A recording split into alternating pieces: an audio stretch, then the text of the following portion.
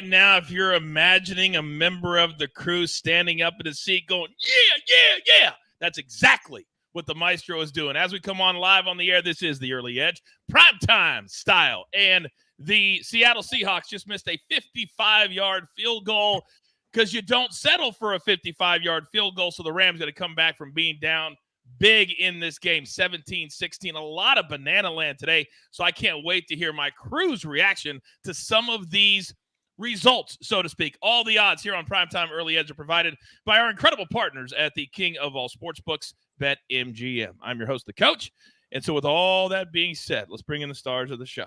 You know them, you love them, and here on a Sunday night, we've got a really good game. Vikings, they won 5 in a row. The Broncos, they've won 3 in a row. But first, Maestro, I got to come right to you, big boy, because I know you were sweating these Rams. Other than this, anything surprise you today, sir?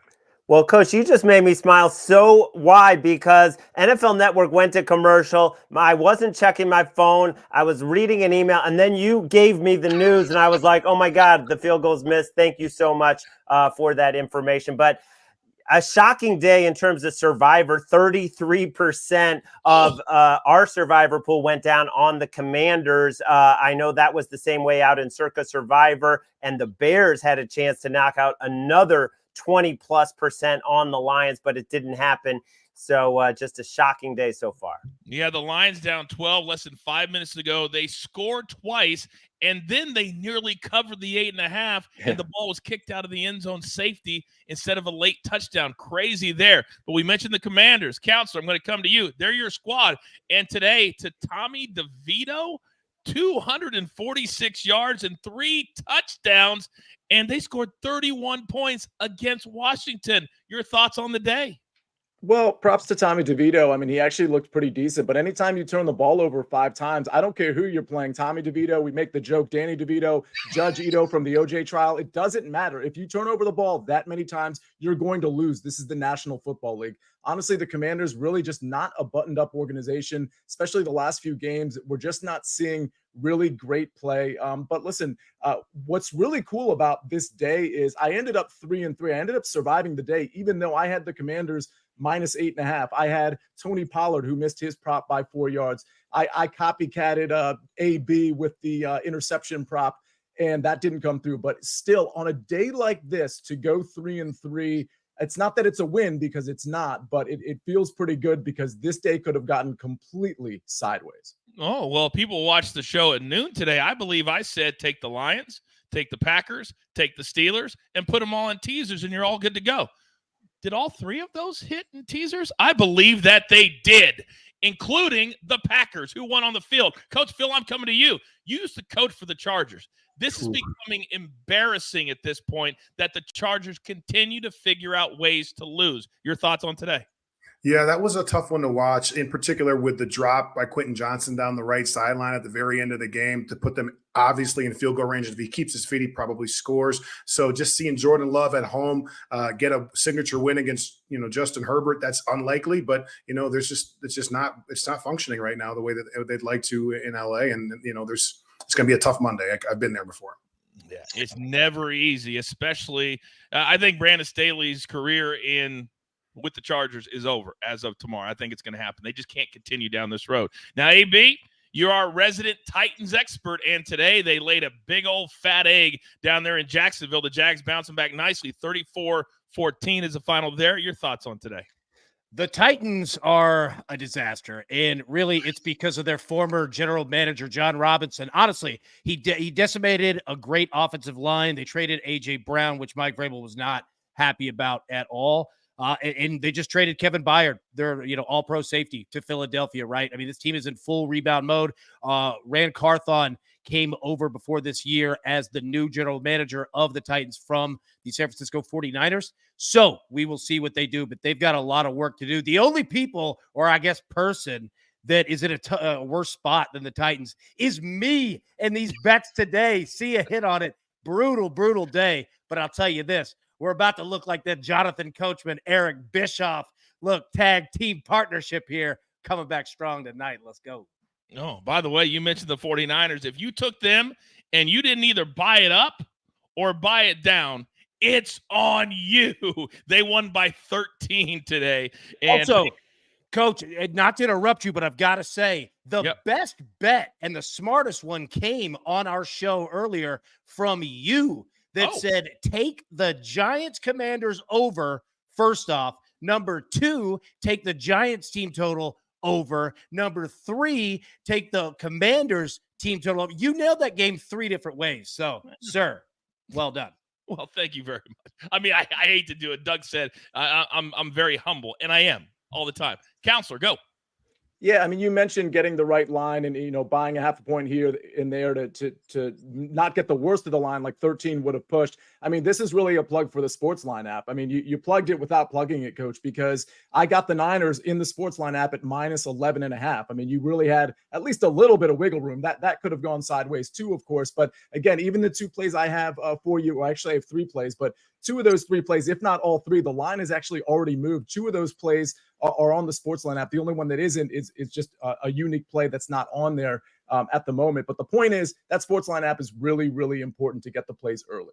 The best value in sports betting, and it's not close. And I also encourage you to watch me, the Maestro, and RJ White on Tuesdays when we start this whole thing. And we always beat the number on at least a few games on Tuesdays. All right, let's jump into tonight. And this one, I think, is going to be a really good game. You got 2 teams that now all of a sudden are talking playoffs. Now all of a sudden are on winning streaks. Now all of a sudden they each have themselves a quarterback. So let's go Coach Phil's keys to the game. Let's start with the visiting side, the Vikings. Phil, you're up.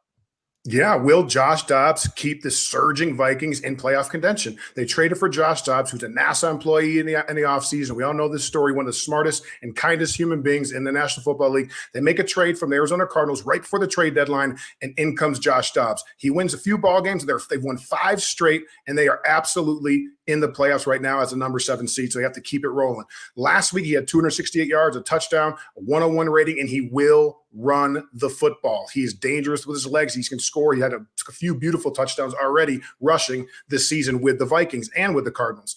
The weapons, there is no Justin Jefferson. So again, I'm thinking TJ Hawkinson, who had 11 catches last week, over 100 yards, and a touchdown is going to be the primary weapon for them on offense. And then a Jordan Addison rookie out of USC from Pitt, has been 50 yards or more in 4 straight games, and he is super talented, separation, quickness. This guy is off the charts right now, and their offense is clicking.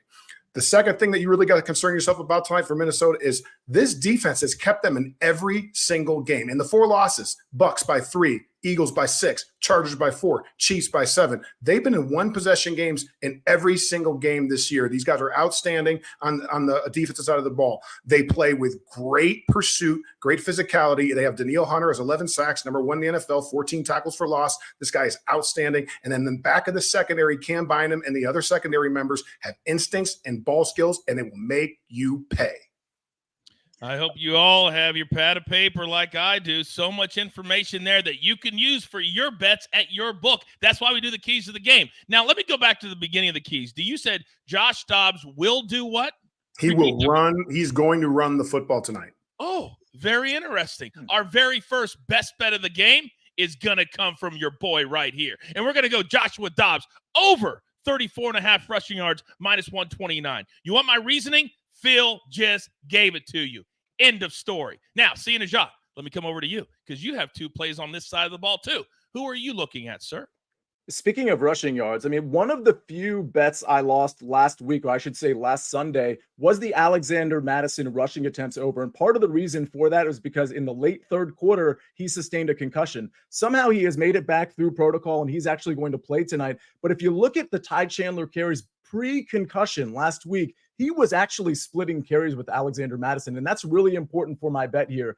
I've got Ty Chandler over 8.5 rush attempts, and I also have Ty Chandler over 35.5 rushing yards. I think both of these teams are going to be very conservative running the ball. I think that's how you attack both of these defenses, in particular attacking the Denver defense. If I'm Josh Dobbs and I'm the coaching staff, I do not want to attack the secondary. I'm going to be using Ty Chandler. I'm going to be using Alexander Mattison. And while Alexander Mattison might be trusted a little bit more coming off the concussion and with the knowledge that last week Ty Chandler was already splitting carries with Mattison because he's been very inefficient, I really like both of these for Ty Chandler. I expect him to get 9 or more rushing attempts. And frankly, it wouldn't shock me at all if he gets a chunk play here to surpass that 35.5 rushing yards total early in the game.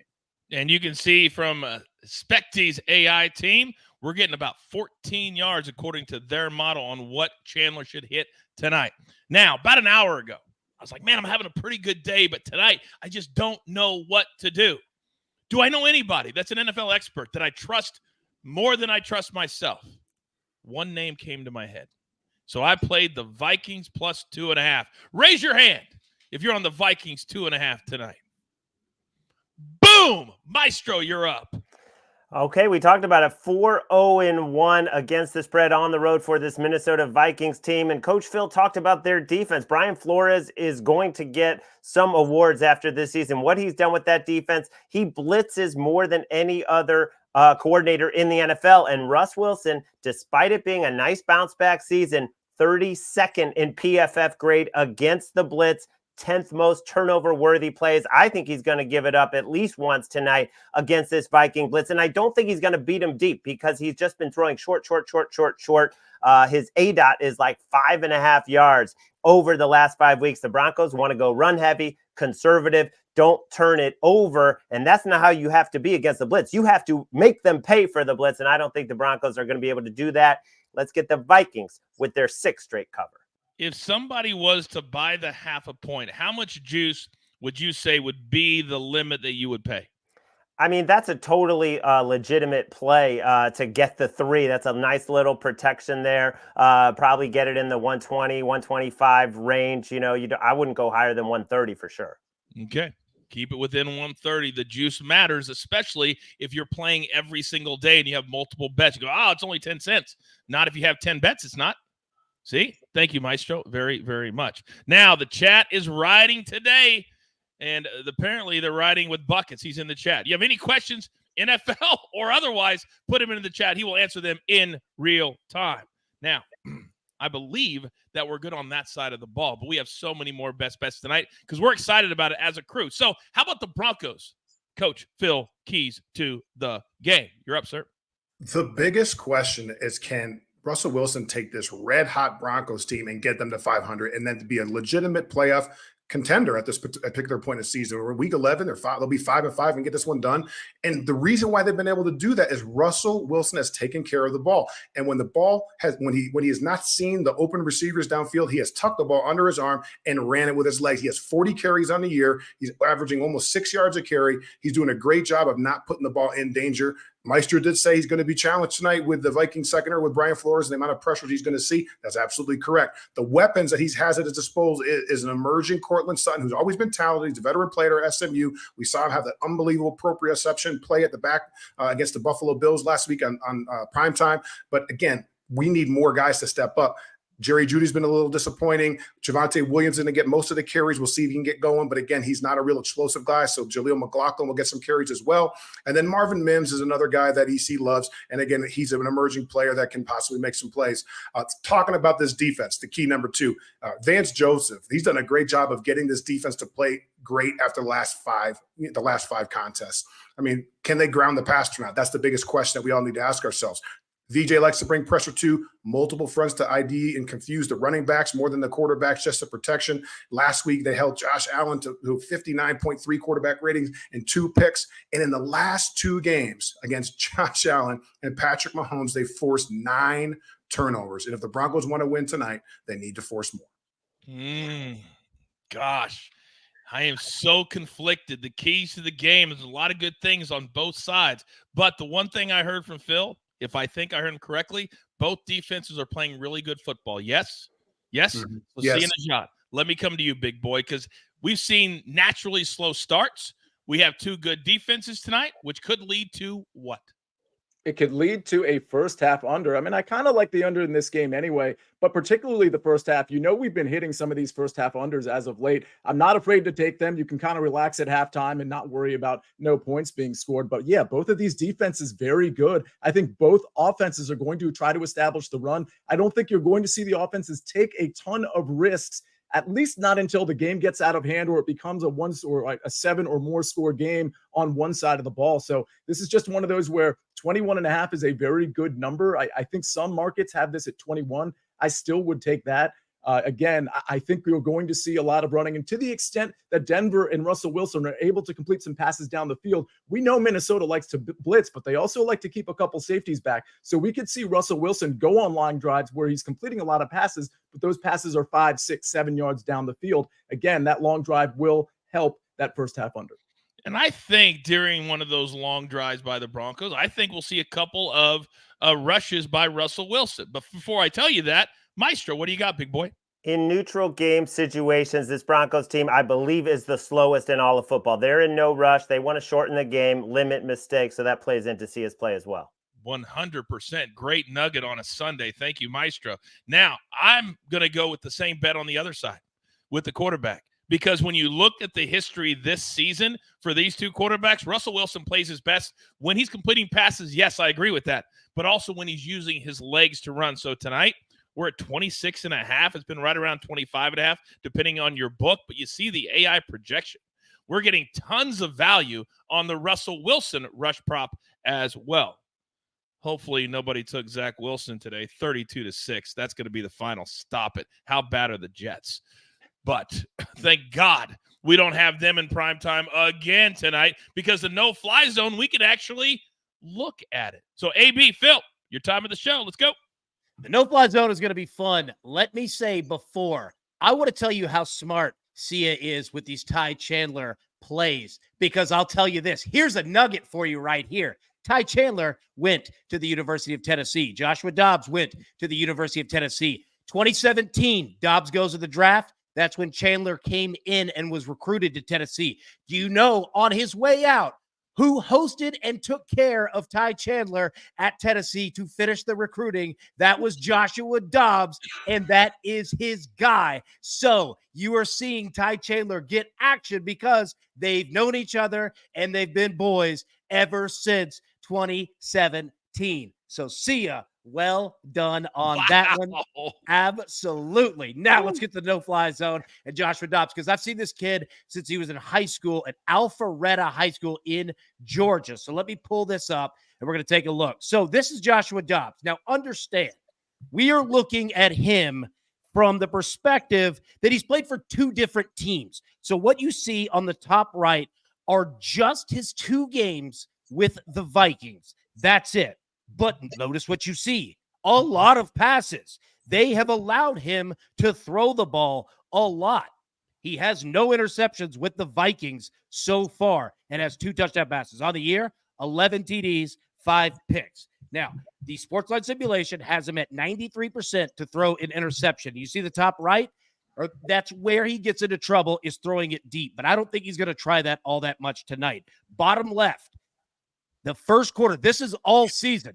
0 TDs in the first quarter, 0 INTs in the first quarter. We're going to hit on that in the gym later on. On the road this year, he's actually been better than he has been at home. 4 TDs, 1 interception. Joshua Dobbs, the trouble with him is fumbles, not interceptions, because when he runs or flushed out of the pocket, he will drop the ball. He's done it since high school. It's just what he does. Kid does a lot of things great, but that's not one of them. Now, jumping over to Russell Wilson. Look, Russ has had a great year, man. 104 passer rating, 18-4 TD INT, 1,800 yards throwing.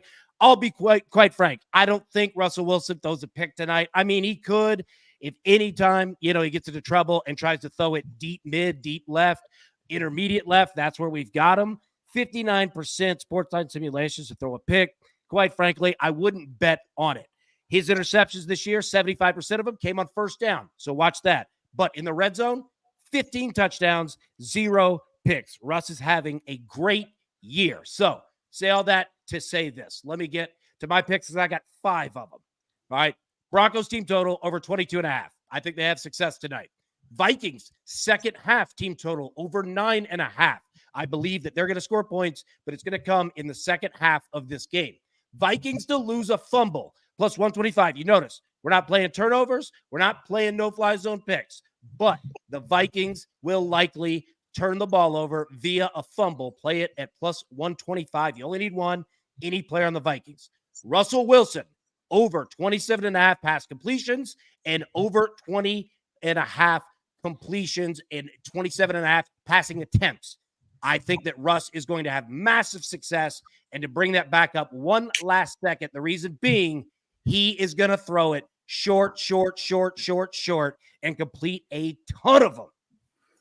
But they're not going to go yard. Both quarterbacks have to keep the ball low, 15 yards and in tonight. That's why I like Russ on both of those plays. I hope you all are listening. I hope you all are paying attention. I'm going to ask this question only one time. Do you want to do the work? I didn't think so. Sometimes it's not the interception, isn't the play. Coach Phil, your thoughts? Yeah, I think that's an excellent assessment. When we're talking about Josh Dobbs, the first thing I want to talk about is, yes, this guy has done a great job filling in. But when you watch him, you watch all 22 film, the way he carries the ball and his ball security, and then also in the pocket, his carriage where the football is, it's low and it's loose. So that's always concerning. That's just the way he's carried the ball. A lot of great athletes do that. You know, they feel like they can feel the rush. You know, they can evade the rush, but the way he carries the ball can be problematic. The 15-second play clock with Kevin O'Connell, who also was a back, you know, when they cut the quarterback audible from the head coach off at 15 seconds, that's helped him not create turnovers because Kevin played the position, Josh played it, so it's helped keep that down. So that's something to think about as well. Josh's arm strength has always been good, but not great. So again, in this area with the great secondary players like Pat Surtain Jr., and you know, I told you guys last week about Justin Simmons, and what did he do? Pick the football off. You know, so these are what these guys do, and this is what they get paid to do. So we'd switch over to Russell Wilson, which is not quite as much that we need to go into as we did with Josh, but because we just covered this guy last week. But again, with the pressure that Flores is going to implement tonight, and his size, they're going to have 6-up, 0 pressure. The ball can get batted down.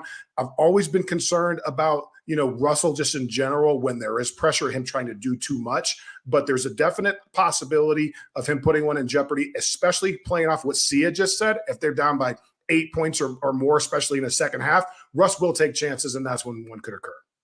I love the no-fly zone so much. Maestro, let's start with you, big boy, because everything I just heard, and if the Minnesota Vikings have the ball and they're rushing a lot, I need to dump it off. But who do I throw it to? How about a big old fat tight end named TJ Hawkinson? And his number, I believe, let me check my notes, is right around 55, some places 58, between 55 and 60. And his catch number, juicy, 5.5, like right around minus 150. Your thoughts on the big tight end? I mean, it's been him and Jordan Addison basically as the target monsters with no Justin Jefferson in the lineup. I know KJ Osborne is back, but he's not really much of a threat. He doesn't create separation. Hawkinson is a mismatch. Addison is a mismatch. So I do lean over on those. The one thing I just worry about is Denver's pace. I think both teams are going to play it so close to the vest, and this clock is just going to keep running, and that's just going to limit the opportunities for the skill guys on the outside. But let's hope that our Vikings, and I'm rolling with you, big dog. I'm rolling with you. Let's hope the Vikings jump out to a lead. Then all of those numbers that AB just gave us, they're going to hit easy. But see, as I come to you, for some reason, because we cashed with this guy, with the Maestro the last couple of weeks, Jordan Addison, his number is still below 50. And it seems like every time it's below 50, he has like one of those long catches and easily catches tonight. Do you like this man? So when I first saw the line on him, and again, it was sub 50 by a reasonable amount, I was really surprised. And then it occurred to me that the matchup isn't great. With all of that said, I still listen. I don't think they're going to need to divert to the pass too much. I think both these teams are going to run the ball. But when your number one receiver is in that 45, 46.5 range, I feel like you got to take it. They're going to scheme him open. They're going to make sure they get the ball in his hands. But I will say this, I didn't make it an official play and I haven't bet it. So my lean is definitely to the over, but again, not the best matchup. All right. By the way, listen to Zach in the chat. Please hit that like button. These guys work hard for us all day, every day. Thank you, Zach. Hit that like button for us and then just keep on talking. Now, AB, let me come to you because when the Broncos play well, they use Javonte Williams so many different ways, and there's a lot of different ways to bet on this cat. Do you like him in the air, or do you like him on the ground tonight?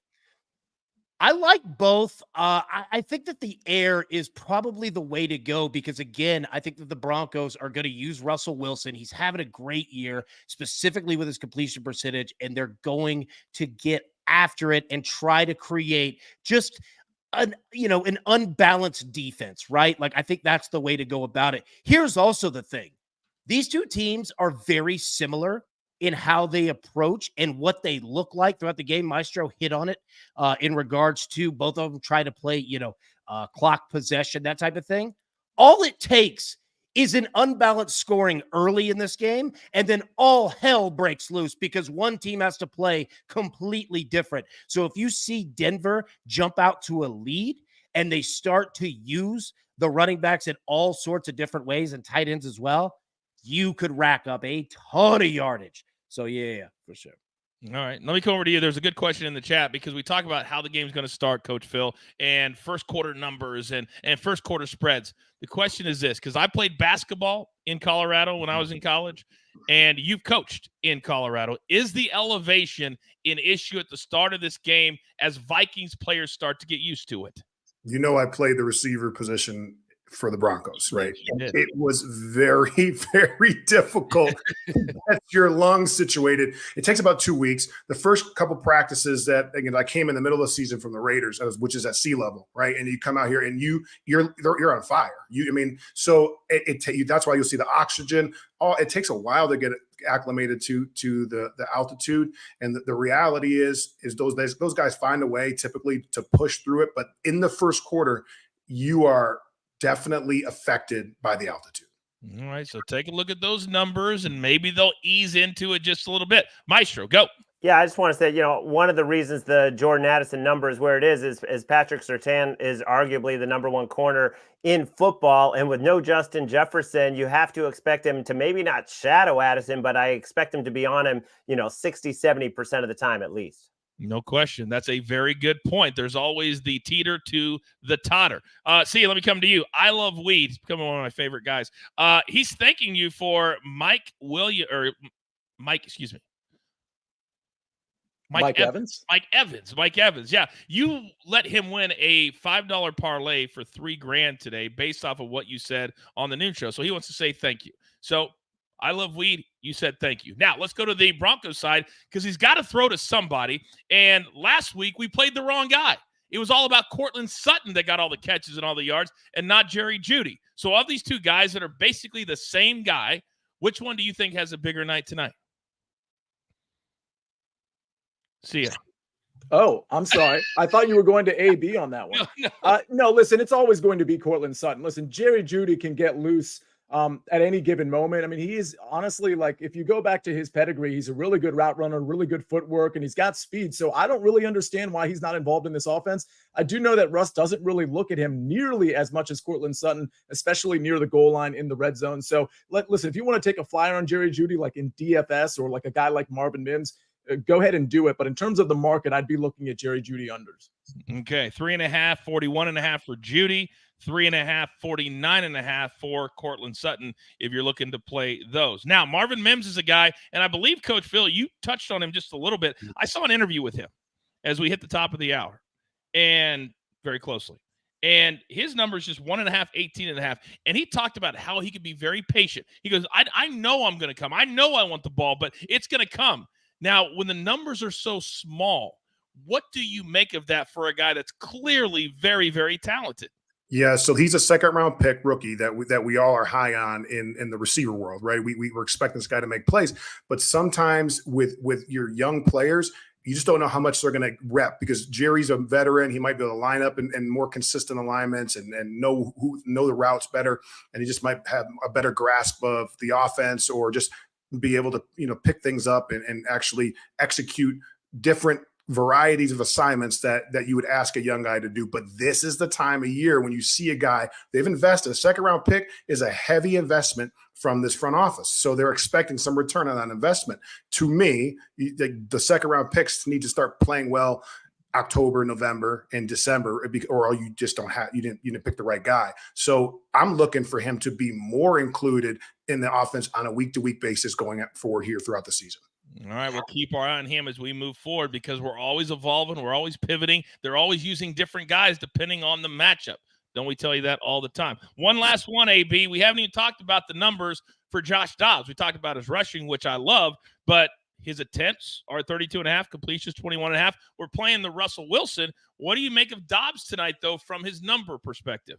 Well, the attempts, It depends on the game script. If Denver gets up early, they're going. I mean, you're just going to have to throw the football, right? I think with anything, I might play completions over attempts, if that makes sense, because I think that they're going to very much limit the yardage that Dobbs is going to throw. So you're going to look at a lot of 10 yards and in, 5 yards and in type of passes. So you're going to have a better shot there at the completions. Also, he's going to run the football. So I think that the lower number that you can find is just going to be better in this one. So take the completions over the attempts. All right. Very, very good. Now, we have crossed the top of the hour. It is 8:02 in the East. It is 5:02 out here in the West, where I am currently sitting. Gentlemen, one final chance to educate the audience with anything, any player, anything you need to get off your chest before we have a little bit of fun. Oh, see, I knew I was a great host tonight. We got to everything and everybody. Now, I had one more question because based off the information, I forgot about this. What do we make of Tyson Chandler, his receiving numbers? Based off everything you guys said, would we like him to catch passes tonight? Anybody can have this one. I think he's good to catch passes too. I mean, I looked at his rushing and receiving prop, but again, to me, the reason I focused on the rushing only is because that is where you can find Denver a little bit vulnerable on defense. As improved as this defense is, that's where you attack it through the running game. So for me, I didn't really see the reason to go to the receiving yards prop. All right. Very good. That's why I asked, and that's why the chat asked. So thank you all very much. Don't forget to hit that like button for me. You guys are always amazing every single prime time show. So those are our best bets. Take a screenshot. You got about 12 minutes to get them in before almost every sports book will cut them off. Now, this is the fun portion of the show, and this is what we absolutely love. We grind so much, you got to have fun. Don't tell the OGs that are a certain age because they feel like you can't have fun in sports betting. We disagree. So we call this the gem. Who's going to pick successfully the first touchdown of the game? Now, it's got to be plus 1,000 or higher. We don't just do layups for this particular show. Now, Sia Najat, coming to you first because you have, count them, 4 gems next to your name. So who are you going with tonight, sir? Well, the last 8 shows, I've gone plus 1,800 or longer. I've decided to kind of dip back into the chalk. Well, and the main reason for that is because clearly I've got a Ty Chandler theme going on with my picks, and it just makes sense to make it a triple. I've got the 2 picks. Let's make the first touchdown Ty Chandler too. Listen, I don't know how much work he's going to get early versus Alexander Madison, but it wouldn't surprise me at all if he's on the field early, getting a lot of carries. And honestly, I kind of lean to the Vikings here, but I think Ty Chandler is going to score that first touchdown. I like the number. It will drive me insane if that actually is how it plays out tonight. AB, you're looking for number 4. Who do you like? Coach, I think you have an excellent bet on Russell Wilson and his rushing yards tonight. I absolutely love it. That's why I love Russell Wilson to run one in, because when we're looking at the red zone, we saw 15 touchdowns, 0 interceptions, and that's great. That's exactly what the Vikings are going to look to stop. That's why Russ is going to be old Russ. Take it right around the edge there, run that thing in, and punch in a TD. First national TV. Absolutely. Give me Russell Wilson. That will drive me even more insane.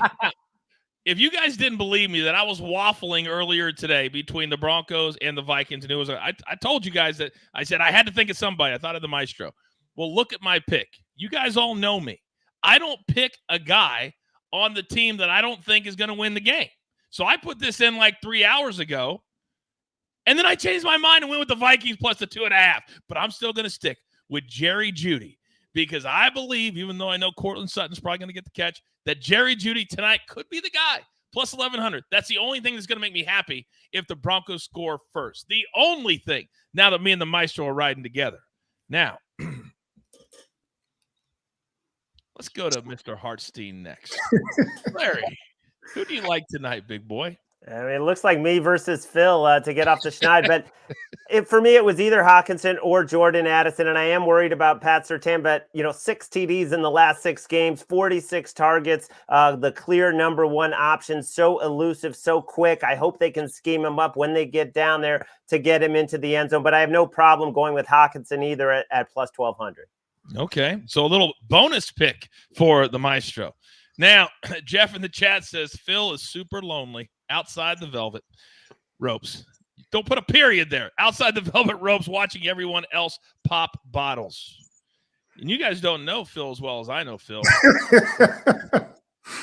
He hates being kept out of the club. Yeah, I don't know if that's ever happened in my whole life. So, sometimes you got to get humbled, and that's just the reality of where we are, Coachman. I mean, that's just the way it is. The last 18 shows, I've taken chalk and lost. So that's a statistic for you. I've also chosen violence. I'm going to try to be more positive. I think Ty Chandler's a great pick. All right. And Coach Jerry Jeudy has wonderful hands and won't drop the ball. Addison, not too small at all. Can definitely get down the field. Russell Wilson makes great decisions all the time. And then we'll just talk about my guy, Courtland Sutton. All right. He's a classic red zone target, big body guy. I cannot believe I did not pick him last week, and I am just kicking myself for it. So when I saw that email come in today, first thing I did, pick Courtland Sutton, touchdown tonight. So you really think that being nice to everybody is going to make the club gods shine upon you tonight? I'm willing to try anything at this point. I mean, any suggestion, I'm taking it from the chat. I'm asking people in public. I'm at the grocery store picking up, things for my wife, and I'm asking strangers. They don't even follow football. It's embarrassing. I'm down and out. It's just what it is. It's been tough. It's been tough sledding for the big guy. It's tough for you, buddy. I know that AB can help you out. What do you got, AB? Well, I was going to say, first off, everybody in the grocery store is talking about the gym and who we're going to take tonight. So, obviously, that was a good call asking. Number two, Maestro, what I want to ask you, is there anything that we need to know regarding the referees tonight in this game? Let's go. You know what? Give me 30 seconds because I need to look it up. Yeah. Fantastic. You look it up.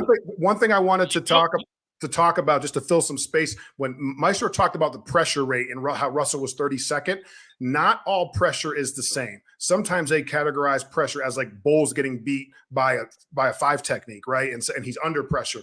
And then with the Flores defense, they're going to see the pressure. So Russell statistically has been very good against zero pressure with all up blitzes, as you saw last week where he drew the pass interference that ended up winning the football game. So not all pressure is exactly the same. So it depends on the type of pressure and how it's being generated. And most importantly, how it's being categorized by statisticians. Take a look tonight because it can help you with your live betting as well. Maestro, go. Well, we've got Ron Torbert 40-21 to the under since the start of the 2020 season, but also home teams 41-20 straight up with him in that span, and home favorites hitting 58%. So that would lean Broncos and under. Offensive holding, number one call most likely. Defensive pass interference, number 2 call, and then defensive offsides. That's Ron Torbert's crew. How much did he drive you nuts then? If that's what he used to call. My man had him down. George Stewart used to do the report, legendary coach. He works for the NFL now and officiating, like supervising him. He's the one who taught us how to do the crew, evaluation every week. So it's important. Very, very important. We learn so much from you every single week. None of us knows what it's like to be in the locker room. Nobody understands what goes into all this. What an addition you have been to the crew. Not the club, but the crew for sure. You've been amazing. I had to take that last shot. That's fair. I earned it. All right, everybody. It's time to go out there and watch the game. Remember, we've had a really busy day. Do not forget, tomorrow, 2 big shows, 10 a.m. Eastern, our normal day show. And then at 7:30 p.m. Eastern tomorrow night, we count down to the best, and it's not close, a Super Bowl rematch. It is the Eagles in Arrowhead, in Kansas City, to take on my beloved Chiefs. And you think I'm going to be insufferable? You would be correct. I'm wearing all my gear, all my hats, everything tomorrow night, so don't even talk to me. Patrick Mahomes over everything.